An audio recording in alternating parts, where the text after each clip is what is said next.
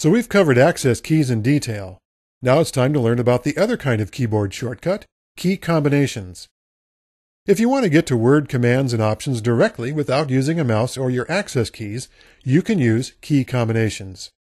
And key combinations most often start by pressing and holding down the Control or Shift and Control keys, and then pressing one or two other keys. For example, to save a document, you hold down the Control key, then press S.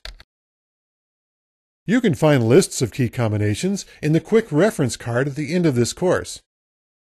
There's a key combination for just about everything, from opening a new file to promoting bulleted lists in a SmartOut graphic. Really, the only drawback to key combinations is that you have to remember them. But that's not so bad. First, you only need to remember the key combinations that you use most often. For example, my favorite is Ctrl-Z, undo. I don't have to worry about going overboard with a graphic because I can always simply press Ctrl-Z to return it to the way it was before. Of course, Ctrl-S, save, is another favorite. Which brings up another point. You can often remember key combinations by creating mental connections using the shortcut keys themselves. For example, S for save.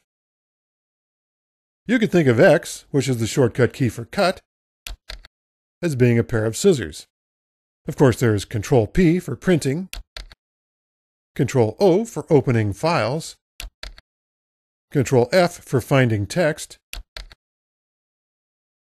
and Ctrl-C for copying data to the clipboard. And of course, there's Ctrl-V for pasting the contents of the clipboard. Well, you'll just have to remember that one.